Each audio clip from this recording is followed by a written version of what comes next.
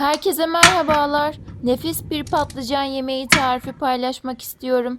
Bildiğiniz tüm patlıcan yemekleri tariflerini unutun. Patlıcanı sapları ile pişireceğiz. Patlıcan yemeği nasıl yapılır? Buyurun tarife. Aysel Sultan'ın 1 kilo patlıcan, 6 tane domates, 2 diş sarımsak, 2'şer tane soğan ve biber yıkıyor. Gümüş gibi parlattı. Soğanı yemeklik doğrayalım. Aysel Sultan'ımı izlemesi terapi gibi. Tencereye alalım. Zeytinyağı gezdirip kavurmaya başlayalım.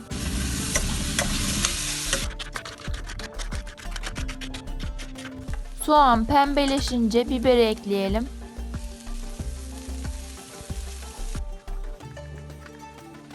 Domatesi ilave edip tencerenin kapağını kapatalım. Patlıcan yemeği tarifi için patlıcanları sapları ile birlikte doğrayalım. Enfes bir patlıcan yemeği oluyor. Arkadaşlar bizi nereden izliyorsunuz? Yorum yazarsanız biz de öğrenmiş oluruz. Beğenen elleriniz para görsün inşallah. Aysel Sultanımın yaptığı patlıcan yemeklerini çok beğeniyorsunuz. O yüzden devamı geliyor. Aysel'in yemekleri patlıcan tarifleri diye aratırsanız birçok tarifi karşınıza çıkacaktır. Bakın domatesler eridi. Kıvam almaya başladı. Domatesin o mis kokusu mutfağa yayıldı. Şimdi doğradığımız patlıcanları ekleyelim. Patlıcanların güzelliğine bakar mısınız? Aysel'cim pazardan alır almaz çekirdeklenmeden patlıcan yemeği yapıyor.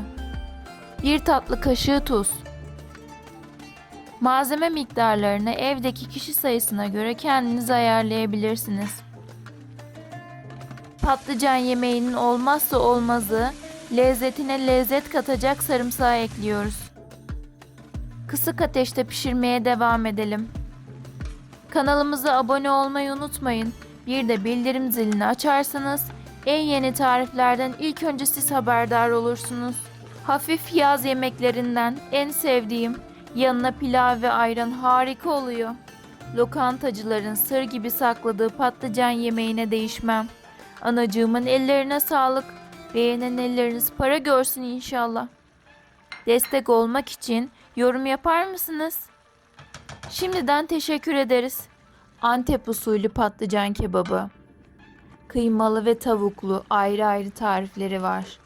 Antalya usulü fesleğenli patlıcan yemeği tarifi var. Tavuklu karnıyarık tarifi var. Birçok patlıcanlı tarif var kanalımızda. Sıcak su ekleyelim. Su miktarını damak zevkinize göre ayarlayabilirsiniz. Bütün malzemeleri ekledikten sonra 15-20 dakikada pişiyor. İnanılmaz lezzetli bir patlıcan yemeği tarifi. Bir sonraki patlıcan tarifi ne olsun? Yorumlarda yazarsanız seviniriz. Küçük de olsa emoji bırakırsanız çok mutlu olurum. Hype'ye puanı verelim. Short videolarda da kısa tarifler ve komik seslendirmelerim var. Oraya da bekliyorum. Bir sonraki tarifte görüşmek üzere. Allah'a emanet olun. Aysel Sultan'ın ellerine sağlık.